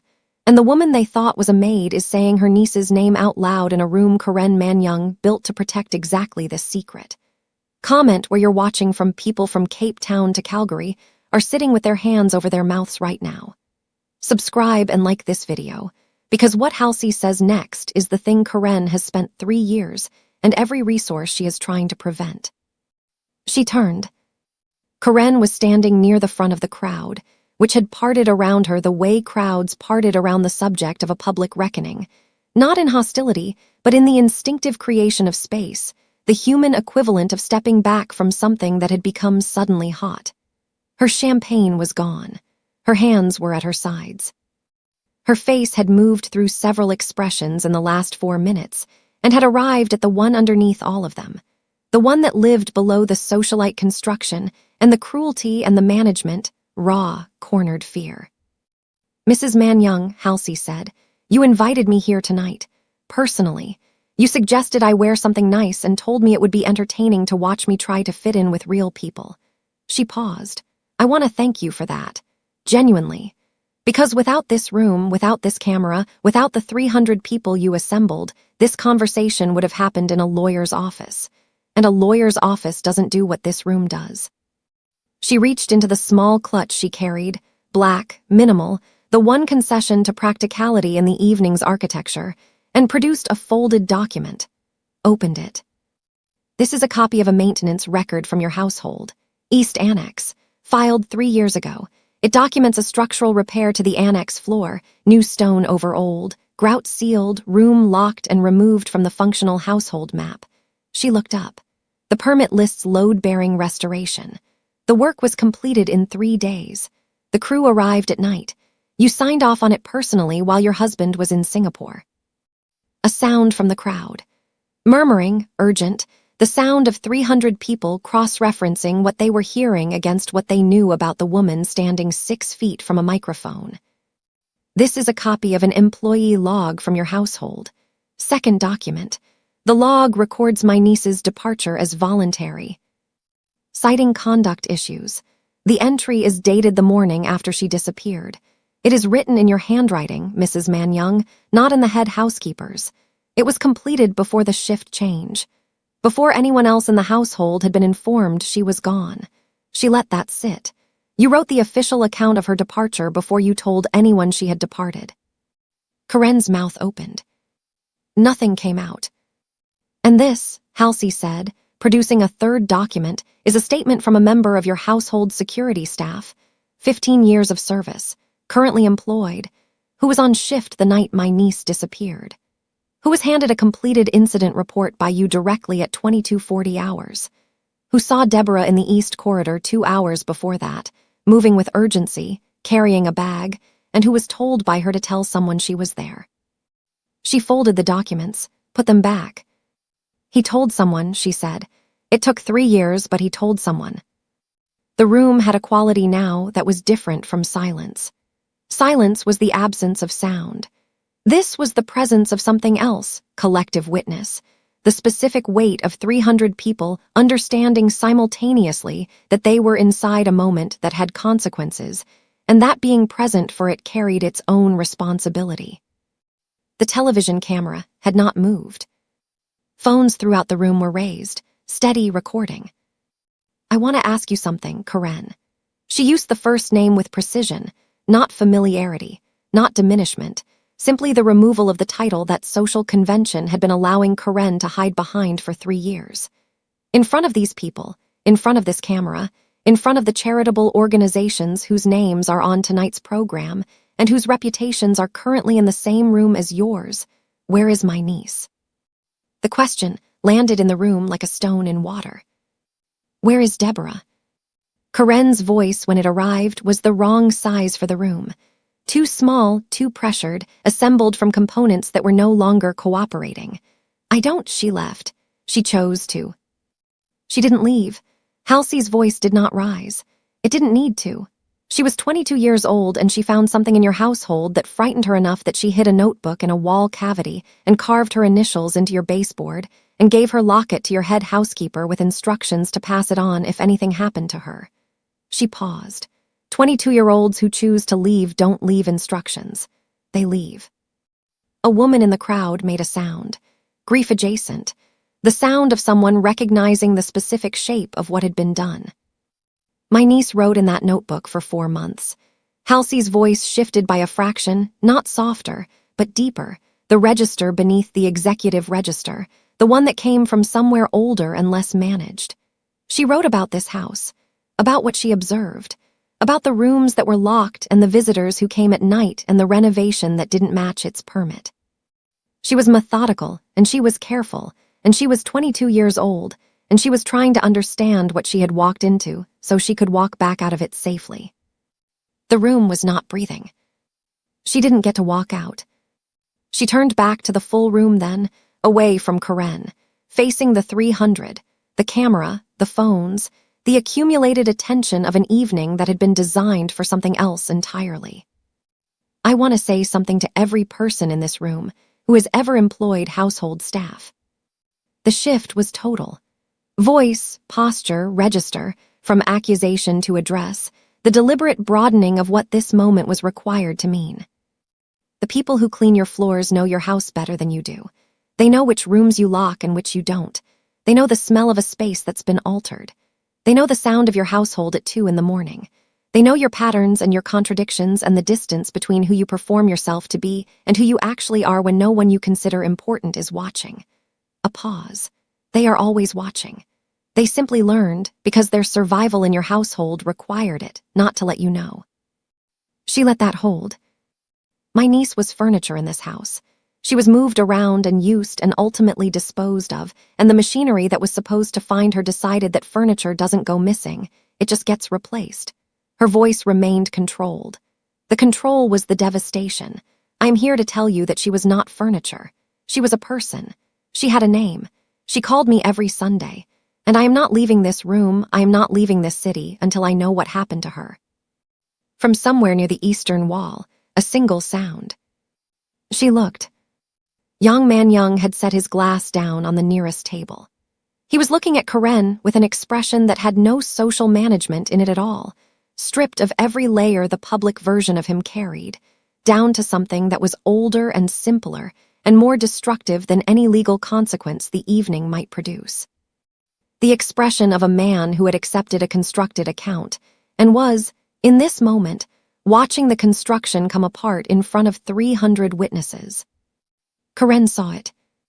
She looked at her husband's face, and she understood, in the particular way that people understood things they had been successfully not understanding for a very long time, that the wall she had built and maintained and lived inside for 3 years had just become the room she was locked in. Her hand moved to her throat. Her phone was in her other hand. She looked at it, then at the room, then at Halsey. And Halsey watched the decision move across Karen Manyung's face, the last available move on a board that had been closed around her one piece at a time over 3 months of marble floors and polyester uniforms, and a name scratched into a baseboard by a girl who had known, even then, that someone needed to be able to find her. Karen turned and walked toward the exit. She did not run. Running would have been an admission. Walking was the final performance, the last deployment of a composure that had already failed, maintained out of pure instinct in the absence of anything else left to maintain. The room watched her go.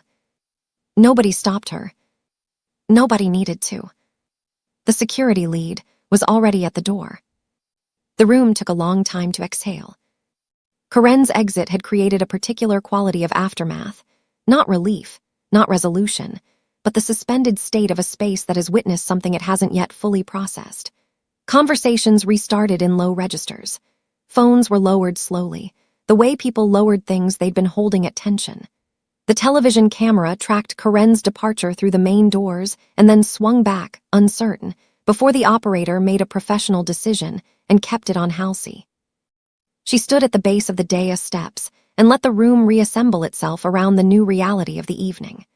Ms. Beek had retreated to the far wall with the expression of someone whose program had ceased to exist, and who was deciding whether to grieve it or accept the replacement. Several of Karen's charity board members were in a cluster near the floral arrangement, speaking in the urgent, low tones of people calculating institutional exposure. Yang Men-young crossed the room. He moved without hurry, without the performance of urgency, which meant the urgency was real. He reached her and stopped at a distance that was not social and not threatening, the distance of two people who had established, in a kitchen at 2 a.m, that they were operating in proximity to the same truth.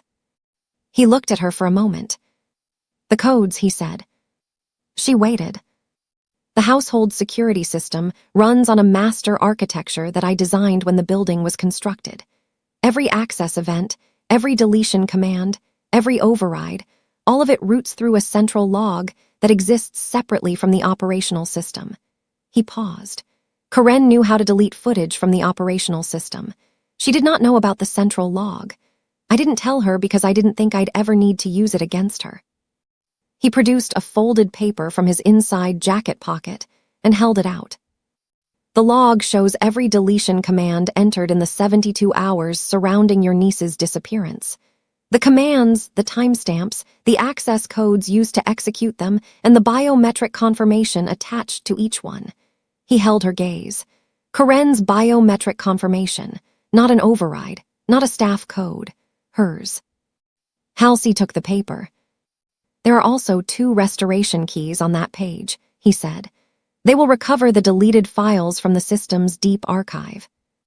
The files were removed from the operational layer, but the archive retention protocol I built runs on a separate server that Karen had no access to and no knowledge of. He paused. "I built it because I run an organization where information is the difference between survival and exposure. I protect information by assuming someone will always try to destroy it. Including your own wife." "Including anyone," he said evenly. "The protocol doesn't distinguish. It simply preserves."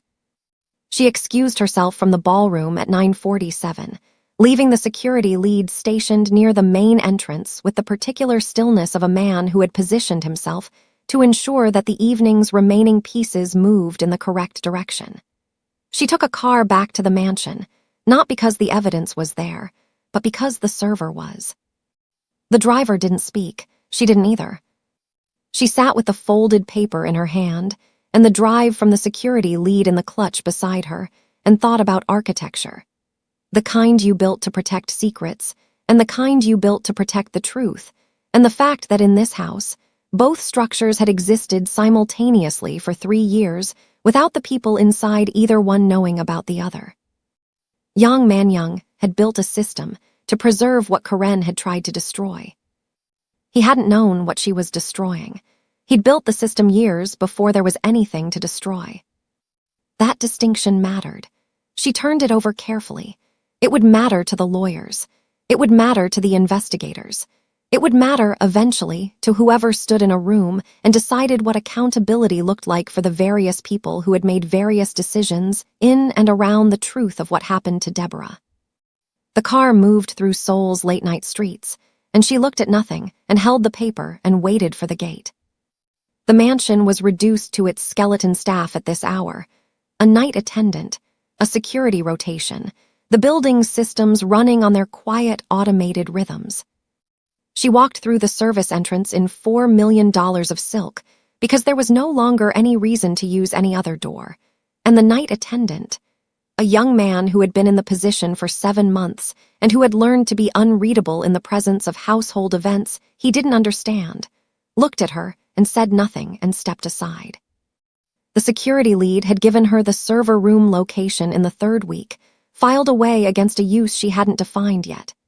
Sub-basement, East Corridor, behind the utility access panel that required a staff maintenance code, she'd observed being entered twice and memorized on the 2nd observation. She went down. A master log that Karen didn't know existed, biometric confirmation on every deletion, and restoration keys sitting in the pocket of a woman in a $4 million gown walking into a server room in the basement of the house where her niece disappeared. Tell me where you're watching from right now. Drop a comment because people from Dublin to Durban are sitting absolutely still, and I need to know you're here. Subscribe and like this video, because what those restored files show is the answer to the question this story has been asking since the first page. The server room was cold the way server rooms were cold, functional chill, the temperature of preservation. She found the terminal, entered the first restoration key from the folded paper, and waited while the system located the archived files. 43 seconds. 3 files restored to the operational viewer. She opened the first. East Corridor, 2200 hours, the timestamp exactly matching the security lead's account. The angle was high and slightly left. She could see the full length of the corridor from the staff quarters entrance to the annex junction. The footage was high resolution, clean, the quality of a system built by someone who understood that the value of surveillance was in its clarity. Deborah appeared at 22:04. Halsey sat very still. Her niece moved down the corridor with the urgent, controlled pace of someone who had made a decision and was executing it before the decision could be unmade. She had a canvas bag over one shoulder, small, personal, the bag of someone taking what mattered and leaving everything else. Her face was forward, her movement deliberate. She was not panicked. She was precise in the way Halsey had always known her to be, even afraid, even in motion, applying the methodical quality she brought to everything. At 22:09 she stopped. Looked directly at a point off camera. The security lead's position, Halsey understood, calculating the angle. She watched Deborah's mouth form the words. Tell someone I was here. Then she continued down the corridor and turned the corner toward the service exit and was gone from the frame. Alive, moving, deliberate, not taken, not in this corridor, not at this hour, leaving. Halsey exhaled. She opened the second file. 43 minutes later, same corridor, different subject. Karen Man-young, in a dark coat over what appeared to be sleepwear, moving fast. Not alone, a man beside her, moving with the specific bearing of someone who was there to perform a task and had been paid to perform it without questions. He was carrying equipment Halsey couldn't fully identify from the angle, something flat, something heavy. They turned into the East Annex corridor. They were in the annex for 22 minutes. When they came back out, the man was no longer carrying the flat, heavy thing. Karen was on her phone. She was speaking, but the audio system in the archive had degraded. She could see the mouth moving, the expression, the gesture. The expression was not panic. It was the focused, administrative urgency of someone managing a problem that had been prepared for. She had been prepared for this. That was the detail that landed hardest. Not the act, the preparation, the coat over the sleepwear, the man already present, already equipped, the 22 minutes of purpose in a locked corridor. Deborah had written in her notebook, "She knows I've been asking questions," 4 weeks before she disappeared. Karen had known for 4 weeks. The preparation hadn't happened in the 43 minutes between Deborah leaving the corridor and Karen entering it. It had happened over 4 weeks. The third file was the deletion log. Every command, every timestamp, every biometric confirmation. Karen's thumbprint on each one, recorded and preserved by an archive that had been quietly keeping receipts for 3 years, while the operational system showed nothing. Halsey copied all 3 files to the drive. She was in the East Annex corridor at 11:20, standing over the rectangle in the floor, when her phone rang. Her deputy CEO, she answered. "The press briefing package went out 20 minutes ago," he said. "The story is live on 4 platforms. The gala footage is already being broadcast. Someone in the room had a direct line to a network and it went up within an hour." A pause. "Halsey, it's everywhere." "Good. The investigators you briefed last month, the private firm, they're asking about the property. The East Annex specifically. Tell them sub-basement, East Corridor. The server has everything they need. And tell them about the floor." She looked at the rectangle. "The renovation permit, the grout differential, the timeline. They'll know what to do with it." "What do you think is under there?" She had been standing over this floor for 3 months in various forms, first as a detail, then as a connection, then as the answer to a question she hadn't been ready to ask directly. She was ready now. "I don't know," she said, "but I know it's why Karen spent 3 years making sure nobody looked." The call from Yang Manyang's lawyer came at 12:40. Not to her, to her own legal team in New York, who relayed it within minutes. The message was specific and without preamble. Yang Manyang had retained independent counsel, separate from any household or corporate representation. He was filing for divorce effective immediately. He was prepared to provide full cooperation with any investigative body examining the events of 3 years prior and any subsequent conduct by his wife to obstruct knowledge of those events. He was waiving attorney-client privilege on all communications relating to the East Annex renovation and the departure of the household employee, identified as Deborah Davies. He was also, the lawyer noted, prepared to testify. Halsey read the relay twice. The man in the kitchen at 2 in the morning who had told her he'd accepted a constructed account because it was easier, he was done accepting it. The divorce and the deposition arriving simultaneously, the personal and the legal dismantling of the same structure at the same hour. She thought about what he'd said. The truth leaves edges. He'd been living with the edges for 3 years. Now he was following them. The investigators arrived at the mansion at 6 in the morning with the appropriate warrants and the server files and the footage and a forensic team that knew what to do with inconsistent grout in a locked corridor. Halsey was sitting in the kitchen, the same table, when she heard them come through the service entrance. Mrs. No brought her tea without being asked and sat across from her, in a silence that was not uncomfortable. She left voluntarily, Halsey said. It wasn't a question, she'd watched the footage 3 times. She made it out of the building. Yes. Which means whatever Karen was managing in the annex. It wasn't, she stopped. No, Mrs. No said quietly, it wasn't that. The relief was complicated. Not simple, nothing about this was simple, but real. The specific relief of one terrible possibility closing, which left all the other possibilities standing. Deborah had made it out of the building. She had left deliberately, with a bag, with the methodical precision of someone executing a plan. She had been alive and moving and afraid, and she had gotten out. Where she had gone, after the service exit, what had happened in the 3 years between that corridor and now? That was the question, the drive, and the documents, and the deposition hadn't answered yet. From the East Annex came the sound of equipment, then voices. Then a silence with a different quality from all the silences before it, the silence of people who have found something and are being careful with it. One of the investigators appeared in the kitchen doorway. He looked at Halsey with the measured expression of someone trained to deliver information without the weight of his own response to it. "Miss Davies," he said, "we've opened the floor." He paused. "You need to come and see what's down here. It's not what we expected." "What is it?" He looked at her steadily. "It's a room," he said, "and there are things in it that your niece left behind. Recent things. Miss Davies," another pause, the kind that preceded something that would change the shape of everything. "Some of these items are dated within the last 6 months."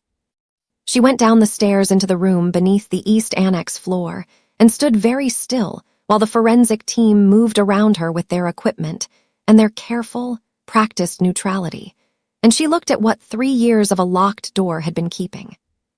It was not large.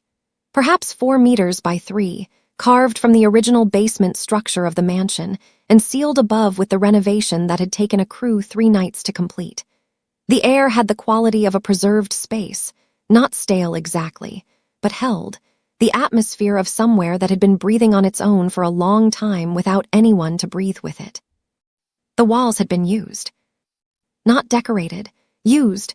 Dates written in ink along the left wall in a hand she would have recognized from any distance, precise, small, the handwriting of someone rationing space because they understood the space was finite.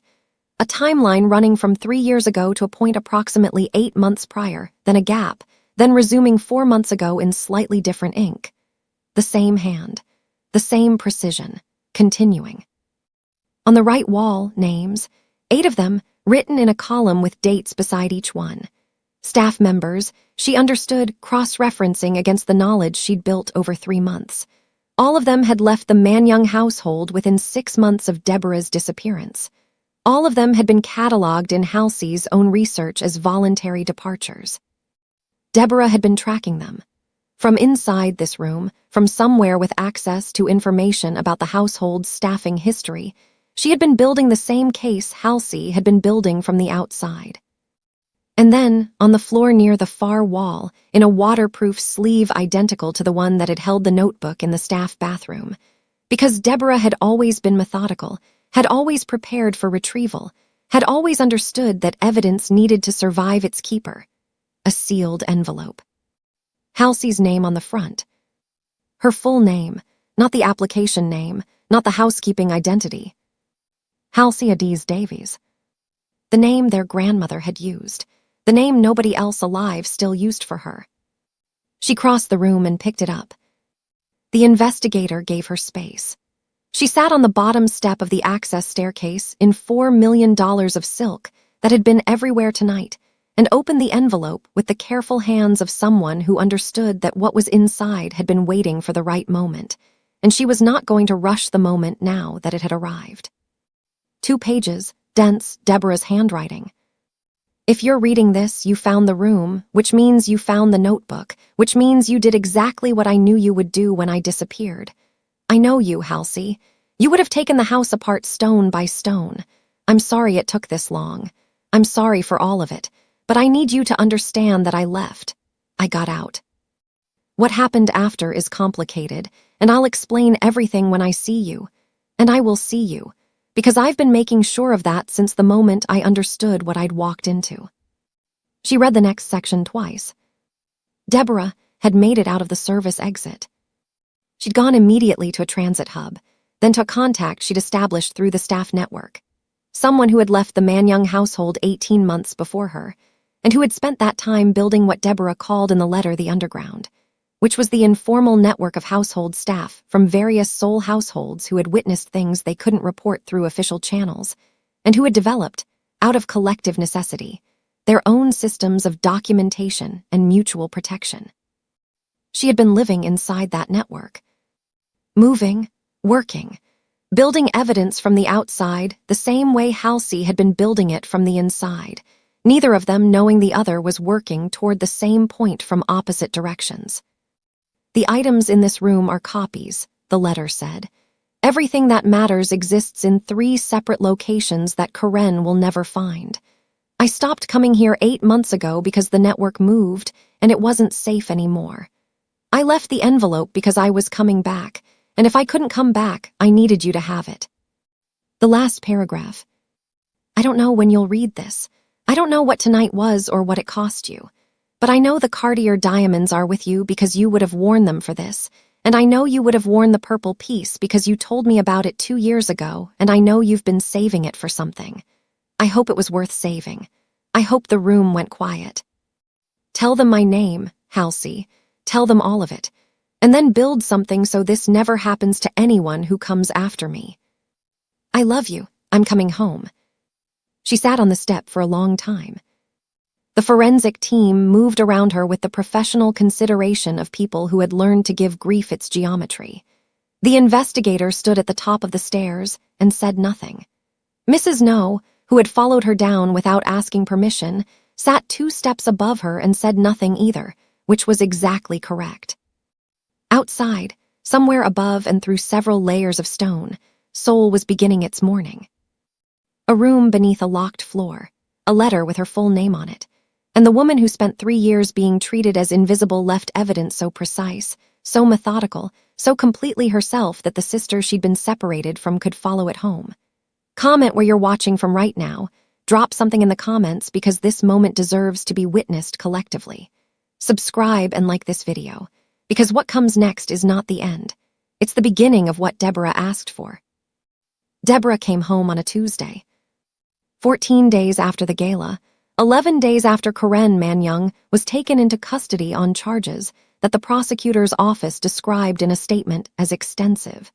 7 days after the formal investigation into the East Annex and the staff departure records, and the 3-year obstruction produced the first of what would become a sequence of additional arrests. And 4 days after Yang Manyang sat in a deposition room and answered every question put to him without qualification or legal deflection for 6 hours. She came through arrivals at Incheon in a gray coat with a canvas bag over one shoulder, different bag, same shoulder, the stubborn consistency of someone who had been moving for 3 years and had learned to travel light. She was 25 now. The 2 years showed in the way they showed on people who had been living deliberately rather than drifting, not older exactly, but more fully arrived. More completely present in her own face. Halsey was at the barrier. They looked at each other for a moment across the arrivals hall with all of it between them. 3 years, 2 investigations, a notebook in a wall and initials in marble, and a letter written in a sealed room to a name only one person still used. And then the distance closed, and there was nothing to describe about the next several minutes that would not diminish it by being described. The Deborah Davies Foundation was announced 6 weeks later. Not in a press release, not in a boardroom, at a gathering of 47 people in a hired meeting room in central Seoul, household staff, current and former, from 17 different households across the city. People who had been called through the network Deborah had spent 3 years helping to build. People whose names had never appeared in any coverage of the Manyang case, whose departures had been logged as voluntary, whose evidence had existed nowhere except in their own memories, and in the careful documentation of a 22-year-old who had understood from her 11th week in a locked house that the invisible people were the only ones keeping an accurate record. Halsey stood at the front of the room in a white shirt and no jewelry and said, "My niece built something in the dark for 3 years because the light wasn't available to her. This foundation exists to make the light available to every person in a household who finds something they shouldn't have found, to every worker whose departure was written in someone else's handwriting, to every person whose name was learned by no one in a house they kept running." She looked at Deborah, who was sitting in the 3rd row in her gray coat, taking notes. "She asked me to build something so this never happens to anyone who comes after her. This is that thing, and it has her name on it because she earned the right to have her name on things. She earned it in 11 weeks in a house that tried to make her disappear, and she earned it in 3 years of keeping records in the dark, and she earned it by being the kind of person who leaves an envelope for the person coming to find her, because she never stopped believing someone would come." The Foundation's first initiative was a legal protection program for domestic workers, a network of attorneys available at no cost to staff who needed to report household irregularities, document unsafe conditions, or navigate the particular legal complexity of employment situations where the power differential made formal channels inaccessible. The second was a documentation system built on the infrastructure Deborah's network had already established that allowed workers to record observations securely and anonymously until a pattern emerged that justified formal investigation. The third was simpler. A register. Every household worker who wanted to be seen name, photograph, a record of their employment, held by the foundation and updated quarterly. Not for surveillance. The opposite. Proof of presence. Proof that they had been somewhere with someone on a specific date. Proof that if they disappeared, there was a record that they had existed in that place and that someone would notice the gap. Justice is the New Black, read the Foundation's first public campaign. Deborah had written the line at 2 in the morning on the back of a coffee receipt and texted it to Halsey without context, which was entirely consistent with who she had always been. Halsey had used it without changing a word. The evening of the Foundation's public launch, they stood on the balcony of the Davies Global Seoul office. The building Halsey had opened 3 years ago and then spent 3 months pretending she had nothing to do with, and looked at the city while the event ran behind them through the glass doors. Deborah had the Cartier necklace on. She'd put it on that morning without ceremony, the way she put on things she'd decided belonged to her, which was the way she'd always handled what was hers, simply, without performance. "You wore the purple piece for me," she said. "You knew I would." "I knew." She looked at the city. The room went quiet. The room went quiet. Deborah was quiet herself for a moment, not the quiet of someone processing something difficult, the quiet of someone sitting comfortably inside something that had resolved into its correct shape. "The Valentino would have been the wrong call," she said. Halsey laughed, a real one, unguarded, the kind that had been in short supply for 3 years and was making up for it now. The Valentino would have been completely the wrong call. Purple was right. It needed to be purple. Deborah turned and looked at her with the direct, steady regard of a person who had spent 3 years in difficult places and come back with nothing softened that should have been kept sharp. "You came." "You knew I would." "I knew," she said again, "but knowing and experiencing are different. You came." She leaned her head briefly against Halsey's shoulder, just a moment, a small, ordinary gesture that contained the full weight of its own extraordinariness, and then straightened. "Now we build." Behind them, through the glass, 47 people whose names had been learned tonight moved through the room. The register was live.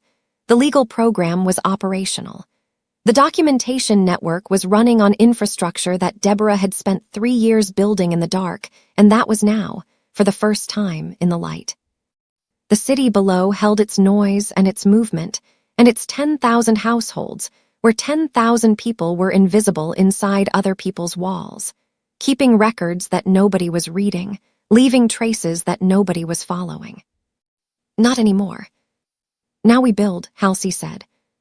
The diamonds caught the city light and held it, and the balcony was quiet in the specific way that things were quiet when they had finally arrived where they were always going.